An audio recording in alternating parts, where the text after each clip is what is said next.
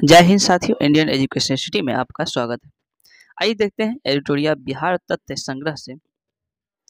आज देखेंगे इसमें दूसरा अध्याय होगा और यह जो है बिहार का इतिहास देखेंगे। तो बिहार के इतिहास में सबसे पहले प्राचीन बिहार का इतिहास। तो प्राचीन भारत जो है बिहार के इतिहास, इसमें पाषाण काल, वैदिक काल, महाजनपद काल और मौर्य एवं गुप्त वंश और फिर बौद्ध एवं जैन धर्म। प्राचीन बिहार के ऐतिहासिक जो है स्रोत। तो प्राचीन बिहार के इतिहास को जानने के लिए दो प्रकार के स्रोत का उपयोग किया जाता है। एक है पुरातात्विक स्रोत और एक है साहित्यिक स्रोत। पुरातात्विक स्रोत की अगर हम बात करें तो पूर्व ऐतिहासिक युग के लिए मुंगेर, चिरांद जो सारण में पड़ता है, चेचर जो वैशाली में, उसके बाद मनेर जो पटना में और सोनपुर सारण से ताम्र प्रशस्तर वस्तुएं और मृदभांड प्राप्त हुए। मौर्यकालीन अभिलेख जो है लोरिया, नंदगढ़ और लोरिया अरेराज, रामपुरवा आदि स्थानों से भी प्राप्त हुए। हालांकि बराबर की गुफाएं राजगीर, नालंदा, पाटलिपुत्र, विक्रमशिला से प्राप्त स्मारक हैं और खुदाई से जो प्राप्त सिक्के, मन की मूर्ति आदि जो है यह पुरातात्विक स्रोत मिले। उसके बाद कुछ साहित्य स्रोत भी है। तो साहित्य स्रोत में जैसे कि रामायण, महाभारत, पुराण, बौद्ध रचनाएं जैसे अंगुत्तर निकाय, दीर्घ निकाय और विनय पिटक आदि। जैन रचनाएं की हम बात करें तो भगवती सूत्र जो जैन रचनाएं हैं आदि प्रमुख जो है साहित्यिक स्रोत हैं।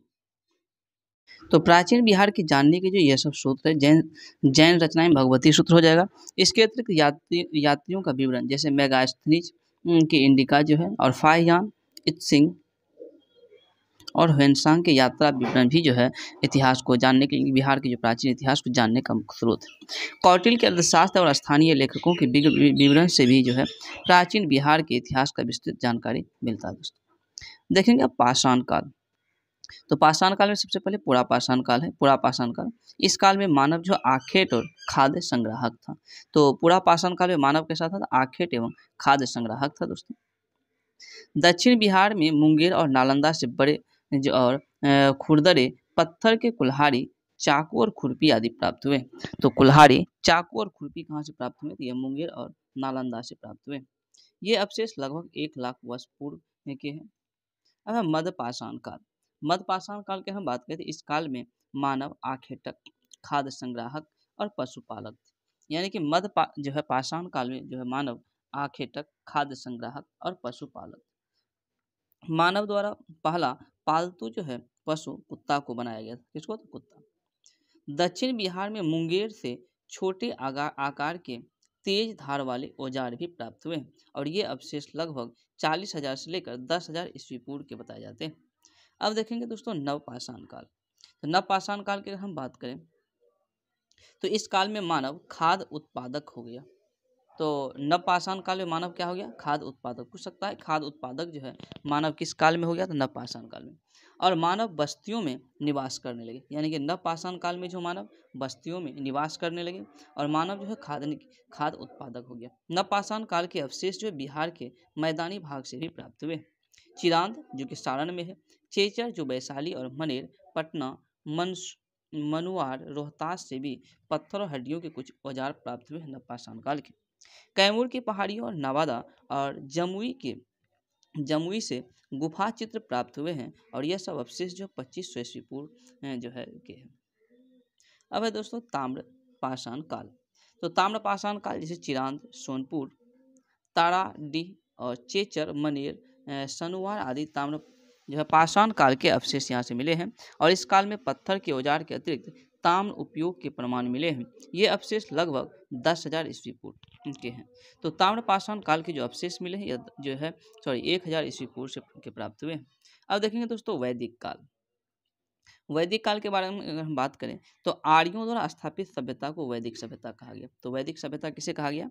आर्यों के द्वारा स्थापित जो सभ्यता था उसे वैदिक सभ्यता कहा गया, क्योंकि इस सभ्यता का इतिहास जो वेदों पर आधारित है। वेदों पर आधारित है।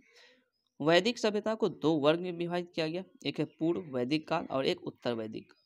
पूर्व वैदिक काल को जो कार्य माना जाता है यह 1500 से लेकर 1000 ईस्वी पूर्व तक पूर्व वैदिक काल का कार्य माना जाता है और उत्तर वैदिक काल जो 1000 से लेकर के 600 ईस्वी पूर्व के कार्य को काल को जो है उत्तर वैदिक काल माना जाता है।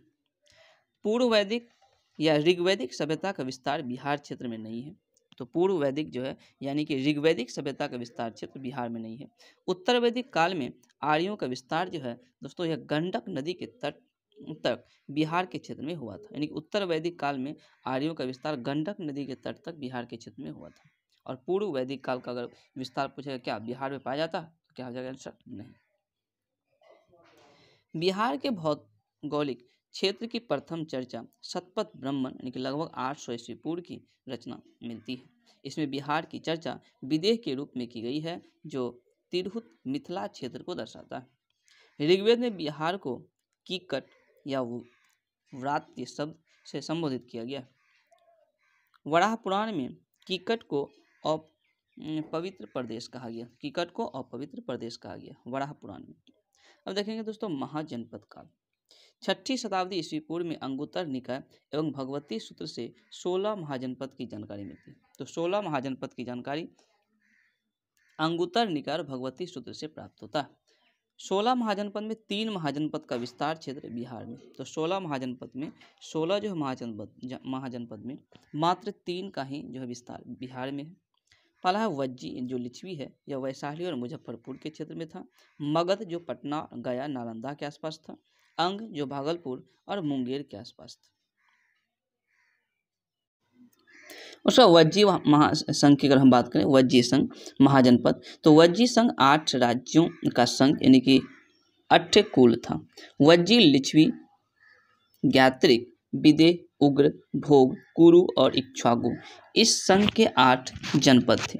वज्जी संघ के सबसे प्रसिद्ध लिच्छवी जनपद था। तो वज्जी संघ के जो सबसे प्रसिद्ध जनपद कौन सा था तो यह लिच्छवी था।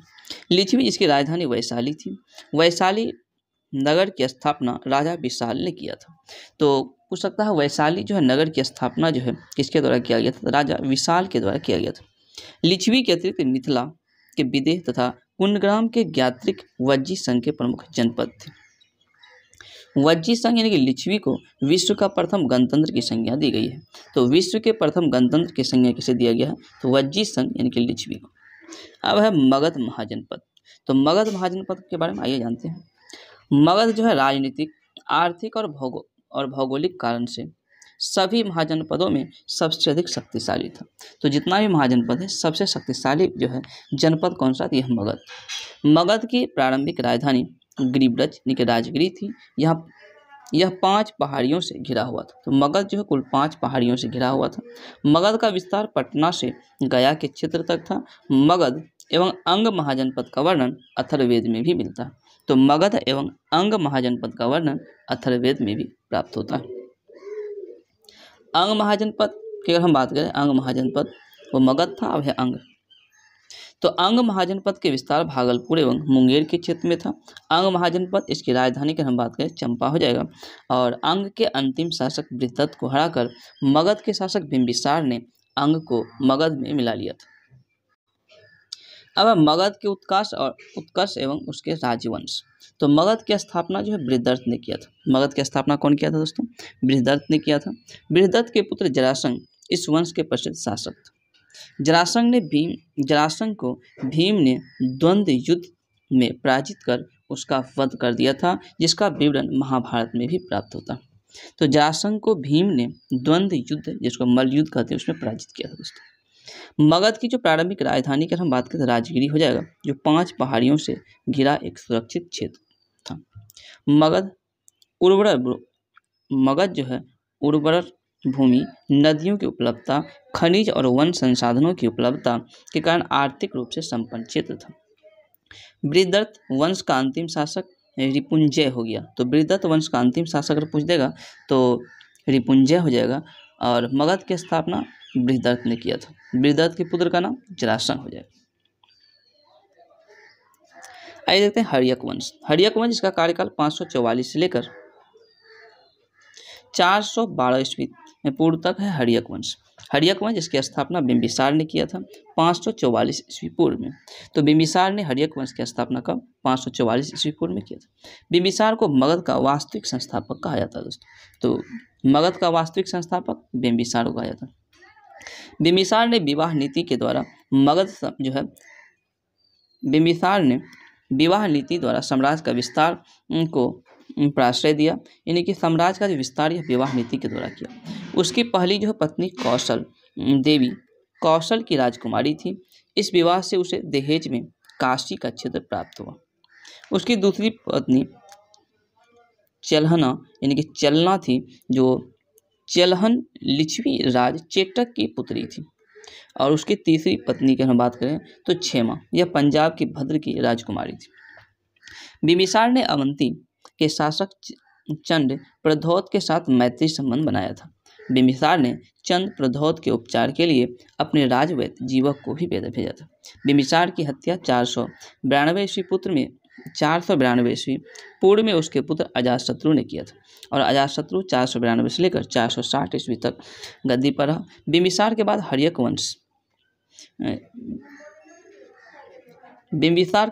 वंश का शासक बना कौन? अजातशत्रु, जिसका वास्तविक नाम कुनिक था। अजातशत्रु का वास्तविक नाम क्या हो जाएगा? कुनिक। बिंबिसार एवं कौशल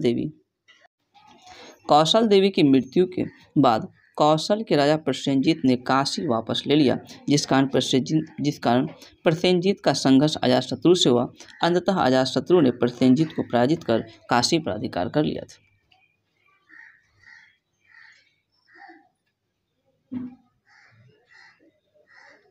बाद में अजातशत्रु का विवाह प्रसेनजीत की पुत्री वजीरा से हुआ। तो प्रसेनजीत की जो पुत्री वाजिरा से हो गया था। अजातशत्रु ने वज्जी संघ और मल्लों को भी पराजित किया था। अजातशत्रु प्रारंभ में जैन धर्म को मानता था। अजातशत्रु प्रारंभ में कौन सा धर्म? जैन धर्म को मानता था। बाद में बौद्ध धर्म को अपना लिया। अजातशत्रु ने 483 ईस्वी पूर्व में राजगिरी की सप्तपर्णी गुफा में प्रथम बौद्ध संगीति का आयोजन हुआ था। तो दोस्तों, प्रथम बौद्ध संगीति का आयोजन जो कब हुआ था? यह 483 ईस्वी में हुआ था। और किसके शासनकाल में? तो प्रथम बौद्ध संगीति की अगर हम बात करें तो प्रथम बौद्ध संगीति दोस्तों यह 483 ईस्वी पूर्व में राजगिरी में हुआ था। सप्तपर्णी की गुफा में आयोजित किया गया था, और यह अजातशत्रु के शासनकाल में हुआ था। सिंघल अनुश्रुति के अनुसार 460 ईस्वी पूर्व में उदयन ने अपने पिता अजातशत्रु की हत्या कर दी। तो उदयन के द्वारा जो है अपने पिता अजातशत्रु की हत्या 460 ईस्वी पूर्व में कर दिया गया था। उदयन ने अपनी राजधानी राजगिरी से जो है पाटलिपुत्र यानी गंगा और सोन तथा गंडक नदी के संगम के तट पर स्थानांतरित किया था। दोस्तों, उदयन के 3 पुत्र थे, अनिरुद्ध, मुंडक और नागदशक, जिसमें नागदशक इस वंश का अंतिम शासक हुआ। शिशुनाग वंश के बारे में हम जानते हैं। शिशुनाग वंश जो कि 412 से लेकर 344 ईस्वी पूर्व तक था। तो शिशुनाग ने हर्यक वंश की जगह शिशुनाग वंश की स्थापना की। तो शिशुनाग वंश की स्थापना शिशुनाग ने किया था। शिशुनाग ने वैशाली को राजधानी बनाया। तो राजधानी इन्होंने वैशाली को बनाया। शिशुनाग ने अवंती के राजा अवंती वर्धन को पराजित कर अवंती को मगध में मिला लिया था। इसके अतिरिक्त शिशुनाग ने वत्स तथा कौशाम्बी को भी मगध में शामिल कर लिया था। 394 ईस्वी पूर्व में शिशुनाग की मृत्यु हो गई। तो शिशुनाग की मृत्यु 394 ईस्वी पूर्व में। उसके बाद शिशुनाग के बाद कालाशोक जो है मगध का शासक बना। पुराणों में उसे काकवर्ण कहा गया। तो कालाशोक को पुराणों में क्या कहा गया दोस्तों? तो काकवर्ण कहा गया। कालाशोक के समय मगध की जो है राजधानी पुनः पाटलिपुत्र हो गया, और कालाशोक ने 383 ईस्वी पूर्व में वैशाली में द्वितीय बौद्ध संगीति का आयोजन करवाया था। तो द्वितीय बौद्ध संगीति का आयोजन की अगर हम बात करें तो कालाशोक के शासनकाल में 383 ईस्वी पूर्व में कहाँ? तो वैशाली में आयोजित किया गया था। कालाशोक के मृत्यु के बाद उसके 10 पुत्रों ने शासन चलाया। शिशुनाग वंश का अंतिम शासक की हम बात करें तो नंदीवर्धन था। तो शिशुनाग वंश के अंतिम शासक नंदीवर्धन हो जाएगा, शिशुनाग वंश का अंतिम शासक।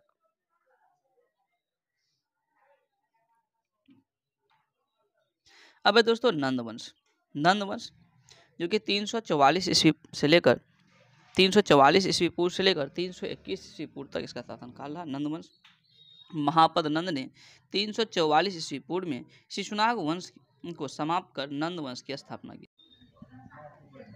तो नंद वंश की स्थापना जो है महापद नंद ने किया था। कब? तो 384 ईस्वी पूर्व में किया था। महापद नंद ने एकराट अथवा एक छत्र की उपाधि धारण किया। पाली ग्रंथों में महापद्नंद को उग्रसेन कहा गया है। पुराणों में उसे परशुराम का दूसरा अवतार भी कहा गया। तो क्वेश्चन पूछा जा सकता है कि परशुराम का दूसरा अवतार किसे कहा गया है, तो यह जो है महापद्नंद को, और पाली ग्रंथ में उसे उग्रसेन कहा गया है दोस्तों। महापद्नंद की अगर हम बात करें, इन्होंने पांचाल, इक्ष्वाकु, काशी, अस्मक, कलिंग, मैथिल आदि राज्य को पराजित कर मगध साम्राज्य का विस्तार किया था। अब तक 321 ईस्वी पूर्व तक के काल में मगध का सर्वाधिक विस्तार महापद्नंद काल में हुआ था। व्याकरण के महान जो है विद्वान पाणिनि महापद्नंद के समकालीन थे। तो व्याकरण के महान विद्वान पाणिनि जो महापद्नंद के समकालीन थे। इस वंश का अंतिम शासक घनानंद हो जाएगा। घनानंद के समय ही यूनानी शासक सिकंदर ने भारत पर आक्रमण किया था। तो सिकंदर जो भारत पर आक्रमण किया था घनानंद के समय भारत पर आक्रमण किया था, और कब, तो 326 ईस्वी पूर्व। नंद वंश आर्थिक तथा सैन्य रूप से काफी संपन्न था। मगध की सैन्य शक्ति के डर से ही सिकंदर की सेना ने ब्यास नदी पार करने से इनकार कर दिया था। घनानंद ने अपने दरबार में विद्वान ब्राह्मण चाणक्य का अपमान किया था। चाणक्य ने चंद्रगुप्त मौर्य की सहायता से घनानंद की हत्या करवा दी और नंद वंश के पतन के बाद चंद्रगुप्त मौर्य के नेतृत्व में मौर्य वंश की स्थापना की हुई थी। अब देखेंगे साथियों मौर्य वंश, जो कि 321 ईस्वी पूर्व से लेकर 184 ईस्वी पूर्व तक। तो चंद्रगुप्त मौर्य जो कि 321 से लेकर 298 ईस्वी पूर्व तक रहा, शासन किया। जस्टिन था एस्ट्रेबो ने चंद्रगुप्त मौर्य को सैंड्रोकोटस कहा, जिसकी पुष्टि विलियम जोन्स ने भी की। प्लूटार्क था एरियन ने चंद्रगुप्त मौर्य को एंड्रोकोटस कहा। तो प्लूटार्क था एरियन ने चंद्रगुप्त मौर्य को एंड्रोकोटस कहा, हालांकि जस्टिन तथा एस्ट्रेबो ने चंद्रगुप्त मौर्य को सैंड्रोकोटस कहा। चंद्रगुप्त मौर्य के गुरु चाणक्य, जिसे कौटिल्य कहा जाता थे, उन्हीं की सहायता से चंद्रगुप्त ने 321 ईस्वी पूर्व में मौर्य वंश की स्थापना की। तो मौर्य वंश की स्थापना चंद्रगुप्त मौर्य ने किया, कब, तो 321 ईस्वी पूर्व में, और किसकी सहायता से, तो कौटिल्य या चाणक्य की सहायता से किया था। चंद्रगुप्त मौर्य की अगर हम बात करें तो 305 ईस्वी पूर्व में चंद्रगुप्त मौर्य ने 305 ईस्वी पूर्व में सिकंदर के उत्तराधिकारी सेल्यूकस निकेटर के साथ युद्ध किया था। तो 305 ईस्वी पूर्व में सिकंदर के जो उत्तराधिकारी था सेल्यूकस निकेटर, इसके साथ इन्होंने युद्ध किया था, और युद्ध के पश्चात हुई संधि में चंद्रगुप्त ने काबुल, कंधार, मकरान और हेरात का क्षेत्र जो है प्राप्त हुआ चंद्रगुप्त को, और बदले में चंद्रगुप्त ने सेल्यूकस को 500 हाथी उपहार में भी दिए थे। युद्ध पश्चात चंद्रगुप्त मौर्य का विवाह जो है यूनानी राजकुमारी हेलन कार्नेलिया, जो सेल्यूकस की पुत्री थी, तो सेल्यूकस की पुत्री हेलन कार्नेलिया से जो है चंद्रगुप्त मौर्य का विवाह हुआ था। सेल्यूकस ने चंद्रगुप्त मौर्य के दरबार में राजदूत मेगास्थनीज को भेजा। मेगास्थनीज की प्रसिद्ध पुस्तक इंडिका, तो इंडिका के लेखक कौन हो जाएगा, मेगास्थनीज। चंद्रगुप्त मौर्य के साम्राज्य विस्तार उत्तर में हिंदूकुश पर्वत ईरान तक था, दक्षिण में कर्नाटक था, और पश्चिम में सौराष्ट्र तक विस्तृत था। साथ चंद्रगुप्त मौर्य के शासन के अंतिम वर्षों में मगध में 12 वर्षों का भीषण अकाल पड़ा। चंद्रगुप्त मौर्य ने अपनी गद्दी त्याग कर श्रवण बेलगोला, जो कि कर्नाटक में चंद्रगिरी पर्वत पर तपस्या करने चला गया। चंद्रगुप्त मौर्य जैन धर्म को मानता था। 298 ईस्वी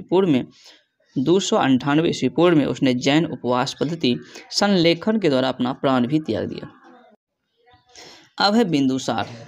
तो बिंदुसार 298 से 272 ईस्वी पूर्व का शासनकाल रहा। बिंदुसार जो है चंद्रगुप्त मौर्य का उत्तराधिकारी था। तो चंद्रगुप्त मौर्य के उत्तराधिकारी कौन हो जाएगा, बिंदुसार। उसे अमित्रघात, सिंहसेन आदि के नाम से भी जाना जाता है। एस्ट्रेबो के अनुसार सीरिया के राजा एंटीयोकस ने डायमेकस नामक राजदूत को बिंदुसार के दरबार में भेजा था। बिंदुसार के दरबार में मिस्र के राजा टॉलेमी फिलाडेल्फस ने डायनोसियस नामक राजदूत भी भेजा था। बिंदुसार ने दोस्तों तक्षशिला में हुए विद्रोह को दबाने के लिए अपने पुत्र अशोक को भेजा था। तो तक्षशिला में हुए विद्रोह को जो दबाने के लिए बिंदुसार ने किसको भेजा, तो यह अशोक को भेजा था। बिंदुसार आजीवक संप्रदाय के अनुयायी था। तो कौन से संप्रदाय, आजीवक। आइए देखते हैं अशोक। अशोक की अगर हम बात करें 269 से लेकर 232 ईस्वी पूर्व तक जो अशोक का शासनकाल रहा। बिंदुसार की मृत्यु के 4 वर्ष बाद अशोक जो है मौर्य वंश की गद्दी पर बैठा। इससे इससे पूर्व वह उज्जैन का राज्यपाल था। तो अशोक जो है उज्जैन का राज्यपाल था और बिंदुसार की मृत्यु के 4 साल बाद जो है मौर्य वंश की गद्दी पर बैठा। पुराणों में हालांकि अशोक को अशोकवर्धन कहा गया। तो अशोकवर्धन पुराण में अशोक को कहा गया है। मौस्की एवं गुर्जर अभिलेख में उसे अशोक कहा गया है। सिंघल अनुश्रुति जो कि बौद्ध ग्रंथ है, इसके अनुसार अशोक ने अपने 99 भाइयों की हत्या कर गद्दी प्राप्त की थी। हालांकि अन्य स्रोत में इनकी पुष्टि नहीं की गई है। अशोक ने अपने शासनकाल के 9वें वर्ष में कलिंग, तो 9वें वर्ष में कलिंग जो कि 261 ईस्वी पूर्व में किया था और कलिंग को मगध में सम्मिलित भी किया था। अशोक के 13वें शिलालेख कलिंग युद्ध के बारे में चर्चा किया गया है। तो अशोक के 13वां अभिलेख कलिंग युद्ध। कलिंग युद्ध के बाद अशोक ने बौद्ध धर्म अपनाया। इससे पूर्व वह शैव धर्म को मानता था। तो दोस्तों अशोक जो है सबसे पहले शैव धर्म को मानता था, बाद में कलिंग युद्ध के बाद उन्होंने बौद्ध धर्म ग्रहण कर लिया। दिव्यावदान के अनुसार जो है उपगुप्त ने अशोक को बौद्ध धर्म की दीक्षा दी। तो अशोक को बौद्ध धर्म की दीक्षा उपगुप्त जो है नामक जो बौद्ध जो है विद्वान के द्वारा इन्हें दीक्षा दिया गया था। अशोक के शासनकाल के महत्वपूर्ण वर्ष की अगर हम बात करें तो अशोक के 9वें वर्ष कलिंग युद्ध, 10वें वर्ष बोध गया की यात्रा, 12वें वर्ष निगाली सागर की यात्रा किया था, 13वें वर्ष में धम्म का शिलालेख में अंकन किया था, 14वें वर्ष की अगर हम बात करें धम्म महामात्रों की नियुक्ति और 20वें वर्ष लुम्बिनी की यात्रा किए थे। और यहाँ पर अशोक ने कर को घटाकर 1/8 कर दिया था साथियों। अशोक ने बौद्ध धर्म के प्रचार के लिए अपने पुत्र महेंद्र और पुत्री संघमित्रा को श्रीलंका भी भेजा था। अशोक ने तीसरे बौद्ध संगीति का आयोजन पाटलिपुत्र में करवाया था। तो पाटलिपुत्र में बौद्ध धर्म का तीसरा संगीति का आयोजन किया गया था। अशोक ने लगभग 37 वर्ष तक शासन किया। उसकी मृत्यु 232 ईस्वी पूर्व में हो गई। अशोक के बाद उसके 10 उत्तराधिकारियों ने शासन किया। तो अशोक के बाद उसके 10 उत्तराधिकारियों ने शासन किया। ये उत्तराधिकारी कुणाल हुआ, यानी कि अशोक के उत्तराधिकारी कभी कभी पूछता कौन था, तो कुणाल। उसके बाद बंधुपालित, इंद्रपालित, दसोन, दशरथ, संप्रति, शाली, सुग्रुक, देवधार्मन, शतधनुष एवं वृद्धर्थ थे। मौर्य वंश के अंतिम शासक जो वृद्धर्थ था। मौर्य वंश का शासनकाल 137 वर्ष तक चला था। तो मौर्य वंश कब तक चला? तो 137 साल तक मौर्य वंश का शासन रहा और अंतिम शासक जो वृद्धर्थ था। आइए देखते हैं दोस्तों बौद्ध एवं धर्म एवं जैन धर्म। तो बौद्ध धर्म एवं जैन धर्म के बारे में जानते हैं। बौद्ध धर्म जिसके संस्थापक गौतम बुद्ध थे और गौतम बुद्ध जिसका जन्म 563 ईस्वी पूर्व में लुम्बिनी यानी कि नेपाल में हुआ था। उन्हें शाक्य मुनि, लाइट ऑफ एशिया यानी कि एशिया का ज्योति जो है पुंज के नाम से भी जाना जाता है। तो गौतम बुद्ध को लाइट ऑफ एशिया, एशिया का ज्योति पुंज या शाक्य मुनि के नाम से भी जाना जाता है। गौतम बुद्ध जिनके बचपन का नाम सिद्धार्थ हो गया, पिता का नाम शुद्धोधन और माता का नाम महामाया देवी। हालांकि सौतेली माँ या मौसी जिसे कहते हैं प्रजापति गौतमी जो गौतम बुद्ध के मौसी थी। गौतम बुद्ध की पत्नी का नाम यशोधरा, 16 वर्ष की आयु में इनका विवाह हुआ था। पुत्र का नाम राहुल था। गौतम बुद्ध की अगर हम बात करें दोस्तों तो ये 4 दृश्य देखा था। बूढ़ा व्यक्ति, बीमार व्यक्ति, एक शव और एक सन्यासी। उन्होंने 29 वर्ष की आयु में गृह त्याग कर सन्यास जीवन को अपना लिया और 6 वर्षों की तपस्या के बाद 35 वर्ष की आयु में उन्हें ज्ञान की प्राप्ति हुई। उसके बाद उन्हें तथागत एवं बुद्ध कहा गया। तो ज्ञान प्राप्त के बाद गौतम बुद्ध को तथागत अथवा बुद्ध के नाम से जाना गया। उन्हें ज्ञान प्राप्ति जो है बैसाख पूर्णिमा को पीपल वृक्ष के नीचे निरंजना यानी फल्गु नदी के तट पर बोध गया में हुआ था। गौतम बुद्ध के 4 आर्य सत्य थे। दुख, संसार दुखमय है। दुख समुदय यानी कि दुख के कारण तृष्णा है। दुख निरोध यानी कि दुख का निवारण हेतु तृष्णा पर विजय आवश्यक है दोस्तों। और दुख निरोध मार्ग यानी कि दुख निवारण हेतु अष्टांगिक मार्ग की आवश्यकता पर उन्होंने बल दिया था। बुद्ध के अष्टांगिक मार्ग की अगर हम बात करें तो अष्टांगिक मार्ग में है सम्यक दृष्टि, सम्यक संकल्प, सम्यक वाक्य, सम्यक कर्म, सम्यक आजीव, सम्यक व्यायाम और सम्यक स्मृति, सम्यक समाधि। यानी कि सबसे पहले दृष्टि डालना है, फिर संकल्प, वाक्य बोलना, फिर कर्म करना, आजीव, उसके बाद व्यायाम करना, फिर स्मृति आ जाएगा, फिर जो है समाधि में चले जाना। तो इस प्रकार जो है अष्टांगिक मार्ग है गौतम बुद्ध के बौद्ध धर्म के।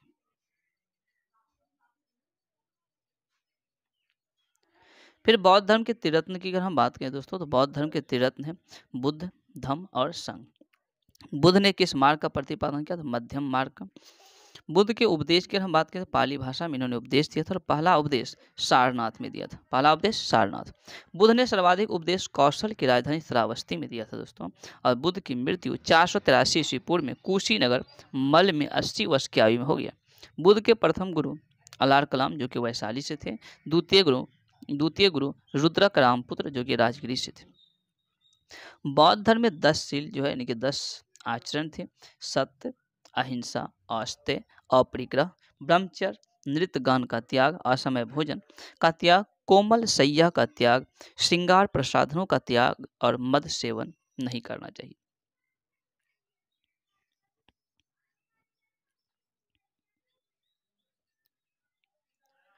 बुद्ध के जीवन की घटना उसके प्रतीक, जैसे जन्म का घटना हो गया कमल, यौवन का जो प्रतीक हो गया सांड, महाभीर निष्क्रमण यानी गृह त्याग हो गया घोड़ा, संबोधि यानी ज्ञान प्राप्ति हो गया पीपल या बौद्ध वृक्ष, महापरिनिर्वाण यानी मृत्यु हो गया पद चिन्ह या स्तूप, और धर्मचक्र परिवर्तन यानी प्रथम उपदेश चक्र हो गया।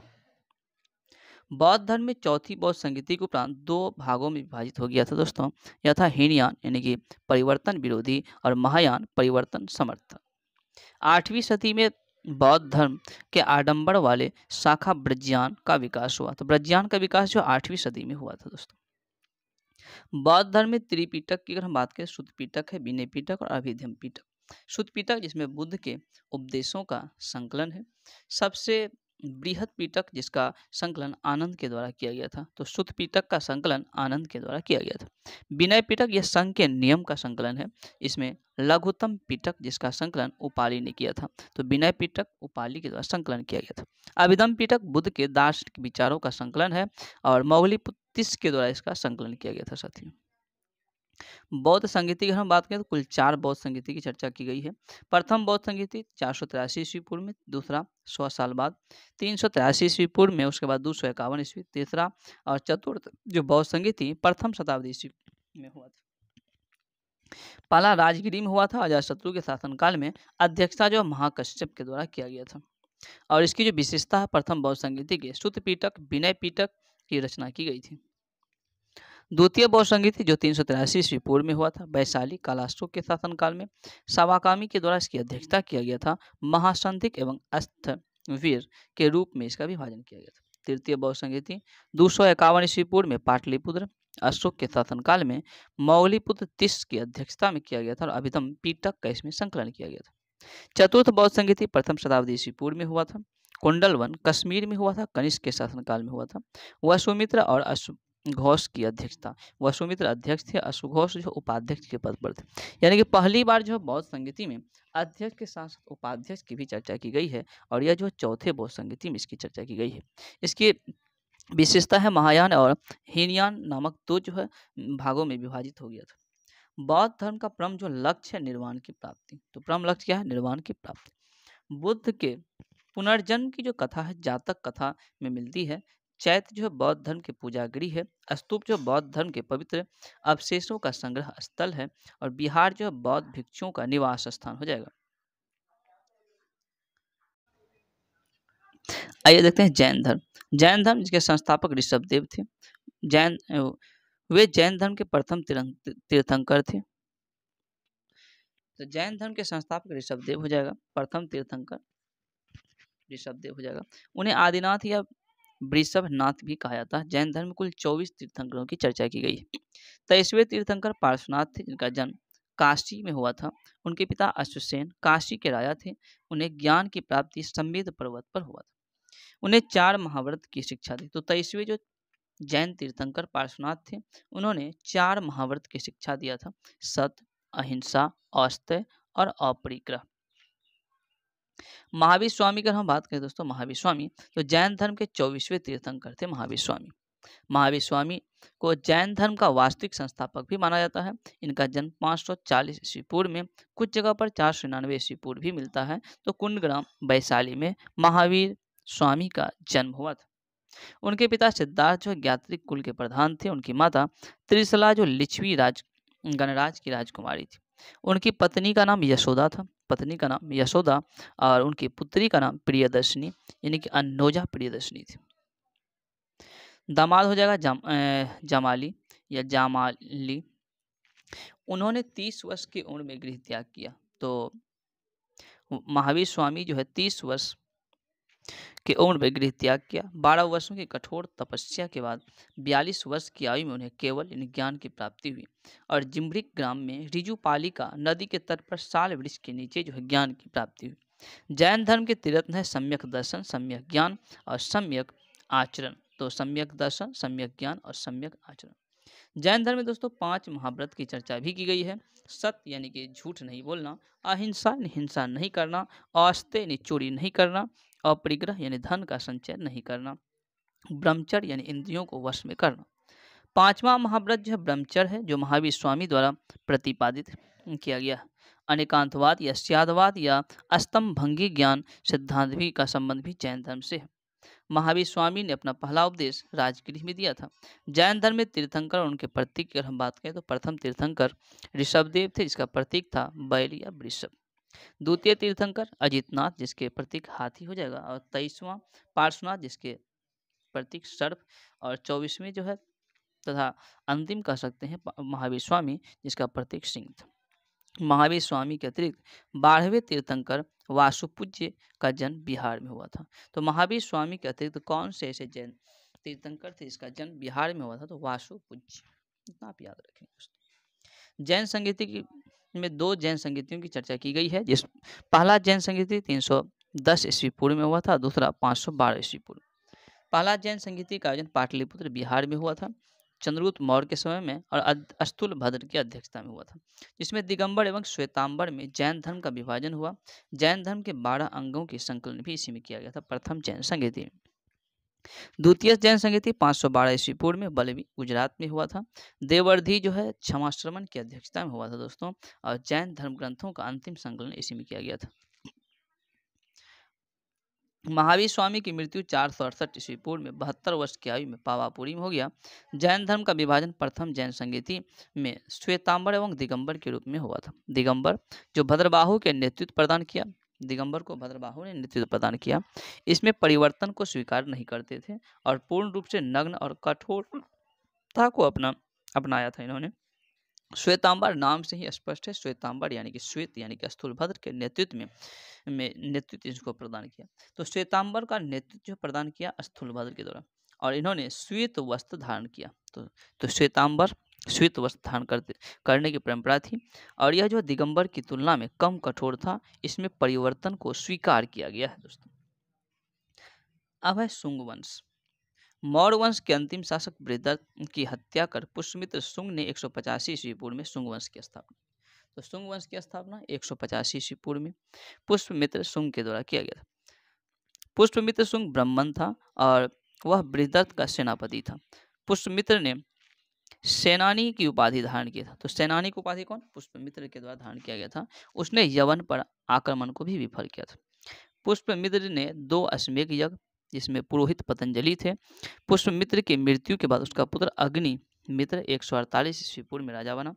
कालिदास के नाटक मालविका अग्निमित्र में अग्निमित्र एवं मालविका का वर्णन किया गया है। और इस वंश का अंतिम शासक देवभूति था। यानी शुंग वंश संस्थापक पुष्यमित्र शुंग हो जाएगा और अंतिम जो है शासक शुंग वंश का देवभूति हो जाएगा साथी। आइए देखते हैं साथियों कण्व वंश। कण्व वंश जिसकी स्थापना वासुदेव ने देवभूति की हत्या करके किया था। तो देवभूति की हत्या करके कण्व वंश की स्थापना वासुदेव ने किया था। वसुमित्र की अगर हम बात करें वो तो वसुमित्र कण्व वंश की स्थापना, वसुमित्र जो है शुंगों के आमात यानी कि मंत्री थे। कण्व वंश भी ब्राह्मण वंश था। इस वंश का अंतिम शासक सुशर्मा था। सातवाहन वंश की स्थापना सिमुक ने किया था और सुशर्मा की हत्या कर कण्व वंश का अंत कर दिया गया। तो सातवाहन वंश की स्थापना दोस्तों तो सिमुक ने किया था। किसकी हत्या करके? तो सुशर्मा की हत्या। सुशर्मा कौन था? कण्व वंश का अंतिम शासक। कण्व वंश की स्थापना वसुमित्र ने किया था। नेक्स्ट है दोस्तों कुषाण वंश। भारत आने वाले विदेशियों में कुषाण जो है सबसे अंतिम थे। कुषाण जो है सबसे अंतिम थे। विदेशियों के जो आने का क्रम है हिंद, यूनान, शक, पहलव और कुषाण। इसको ऐसे याद कर सकते हैं ISPK। तो इस हो जाएगा हिंदुस्तान, शक, पहलव और कुषाण। तो हिंद यूनान यानी कि इंडो यूनान, हिंद यूनान हो जाएगा, शक, पहलव और कुषाण। इस प्रकार जो ISPK से जो है भारत आने वाले विदेशियों का क्रम आप याद कर सकते हैं। कुषाण जो है चीन के यूची या तोखरी जाति से संबंधित था। कुषाण वंश के संस्थापक की अगर हम बात करें दोस्तों तो कुजुल कट विशेष हो जाएगा। इस वंश का सबसे प्रमुख शासक कनिष्क था और इस वंश की राजधानी पेशावर या पुरुषपुर था एवं मथुरा थी।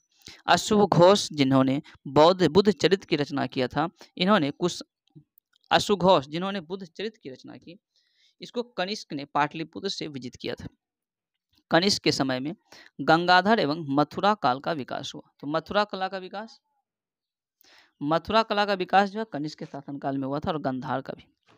कनिष्क ने चौथी बौद्ध संगीति का आयोजन करवाया और यह कुंडलवन कश्मीर में करवाया था दोस्तों। कनिष्क ने 78 ईस्वी में राजा बनने के शुभ अवसर पर शक संबंध भी चलाया था। शक संबंध जिसे वर्तमान में भारत सरकार द्वारा प्रयोग किया जाता है। कनिष्क के समय में सिल्क मार्ग पर कुषाणों का अधिपत्य था। तो कनिष्क के समय में ही सिल्क मार्गों पर कुषाणों का जो है अधिपत्य था। आइए देखते हैं गुप्त वंश। गुप्त वंश जिसके संस्थापक श्रीगुप्त था, 240 से लेकर 280 ईस्वी पूर्व में गुप्त वंश की स्थापना हुआ था। श्रीगुप्त का उत्तराधिकारी जो है घटोत्कच हुआ तथा वह प्रथम शासक था जिन्होंने महाराजा की उपाधि धारण किया था। चंद्रगुप्त प्रथम 320 से लेकर 335 ईस्वी तक इसका शासनकाल था।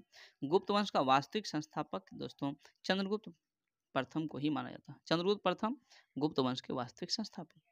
इन्होंने 320 ईस्वी में गुप्त संवत चलाया। चंद्रगुप्त प्रथम ने लिच्छवियों की राजकुमारी कुमार देवी से विवाह किया था और वह प्रथम गुप्त शासक था जिसने महाराजा धीराज की उपाधि धारण किया था। समुद्रगुप्त की अगर हम बात करें दोस्तों, समुद्रगुप्त तो 335 ईस्वी से लेकर 375 ईस्वी तक। इतिहासकार स्मिथ ने समुद्रगुप्त को भारत का नेपोलियन कहा था। तो भारत का नेपोलियन समुद्रगुप्त को कहा था कौन? स्मिथ ने। समुद्रगुप्त ने परक्रमांक, अप्रतिरथ आदि की उपाधि भी धारण किया था। समुद्रगुप्त के अभियानों की चर्चा हरिसेन द्वारा रचित प्रयाग प्रशस्ति से मिलता है। उसमें उत्तरापंथ के 9 राजाओं तथा दक्षिणापथ के 12 राजाओं को विजित किया था। समुद्रगुप्त को कविराज भी कहा जाता था। समुद्रगुप्त को कविराज कहा जाता है। भारत का नेपोलियन स्मिथ ने कहा था। समुद्रगुप्त ने परक्रमांक और अप्रतिरथ आदि उपाधि भी धारण किया था। समुद्रगुप्त को उसके सिक्का पर बीना बजाते हुए दिखाया गया है। समुद्रगुप्त के दरबारी कवि हरिसेन था। समुद्रगुप्त एक वैष्णव धर्म था, तो वैष्णव धर्म को मानता था। समुद्रगुप्त के द्वारा अश्वमेघ यज्ञ कराने का भी प्रमाण मिलता है। समुद्रगुप्त के बाद 375 ईस्वी पूर्व में रामगुप्त को राजा बनने का साक्ष्य मिला है, लेकिन उसके अयोग्य होने के कारण चंद्रगुप्त द्वितीय ने उसकी हत्या कर दी और स्वयं जो है राजा घोषित कर दिया।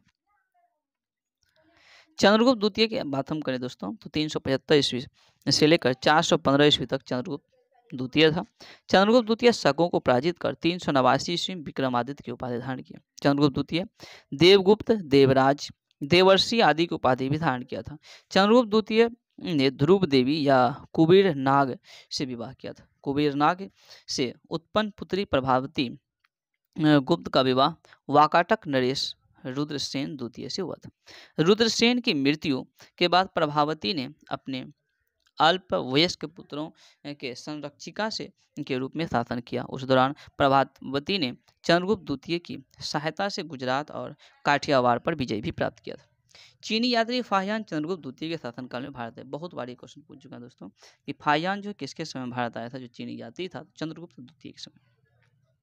फाहियान भारत में 14 वर्ष तक रहा। 399 से लेकर 414 ईस्वी तक भारत में रहा। चंद्रगुप्त द्वितीय को मेहरौली लोह स्तंभ में चंद्र नाम से संबोधित जो है किया गया। मेहरौली लोह स्तंभ चंद्रगुप्त द्वितीय का माना जाता है। चंद्रगुप्त द्वितीय के 9 रत्न थे कालिदास, धनवंतरी, अमर सिंह, वरामिहिर, शंकु, बेताल भट्ट,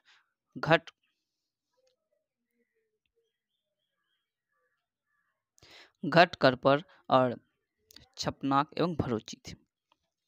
अब है दोस्तों कुमारगुप्त प्रथम। कुमारगुप्त प्रथम 415 से लेकर 455 ईस्वी तक इसका शासनकाल रहा। चंद्रगुप्त द्वितीय एवं ध्रुव देवी का विवाह कुमारगुप्त प्रथम, चंद्रगुप्त द्वितीय एवं ध्रुव देवी का पुत्र गुप्त प्रथम 415 ईस्वी में शासक बना। नालंदा विश्वविद्यालय की स्थापना कुमारगुप्त प्रथम के समय में ही हुआ था। गुप्त काल में नालंदा विश्वविद्यालय शिक्षा के प्रमुख केंद्र था। बाद में यह बौद्ध धर्म के शिक्षा का महत्वपूर्ण केंद्र बन गया। स्कंदगुप्त की अगर हम बात करें दोस्तों, यह 455 से लेकर 467 ईस्वी पूर्व इसका कार्यकाल था। स्कंदगुप्त मध्य एशिया के बर्बर जाति हून के आक्रमण स्कंदगुप्त के समय हुआ था। स्कंदगुप्त ने हूनों को पराजित कर भारत से बाहर खदेड़ दिया। इसका वर्णन जूनागढ़ अभिलेख में मिलता है। अभिलेख में हूनों को मलिच्छ कहा गया। स्कंदगुप्त ने चंद्रगुप्त मौर्य द्वारा निर्मित सुदर्शन झील का पुनरुद्धार भी करवाया था। स्कंदगुप्त को शक्रादित्य की उपाधि धारण भी किया था स्कंदगुप्त ने।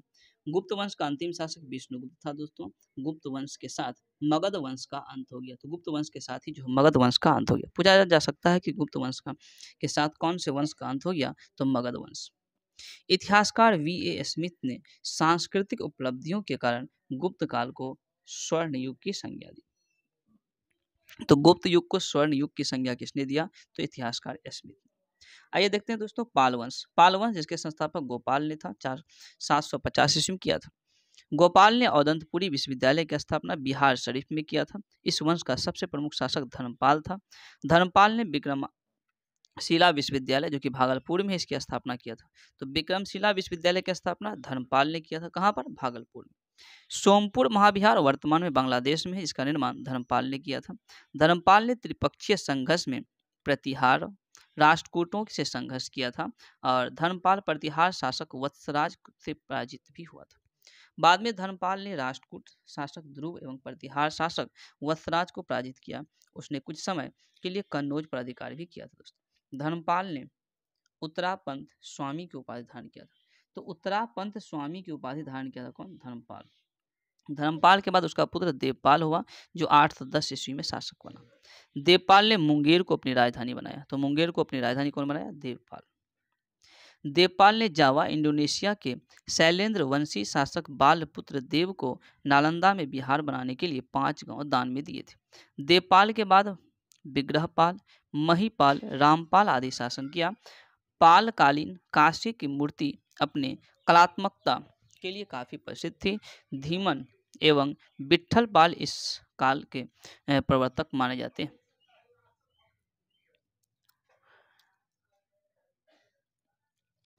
आइए देखते हैं प्राचीन बिहार इतिहास के विभिन्न वंश और शासक था उसकी राजधानी। जैसे बृहदर्थ, बृहदर्थ की राजधानी गिरिब्रज या राजगिरी हो जाएगा जो मगध की प्रथम राजधानी था। बिम्बिसार जो है, बिम्बिसार की राजधानी दोस्तों राजगिरी या गिरिब्रज हो जाएगा। उदयन की राजधानी पाटलिपुत्र, शिशुनाग का राजधानी वैशाली हो जाएगा। कालाशोक ने राजधानी पाटलिपुत्र बनाया था और नंद वंश की राजधानी पाटलिपुत्र था। नंद वंश पाटलिपुत्र। मौर्य वंश की भी राजधानी पाटलिपुत्र हो जाएगा। कुषाण वंश पुरुषपुर या मथुरा। गुप्त वंश की पाटलिपुत्र। पाल वंश का मुंगेर हो जाएगा साथियों।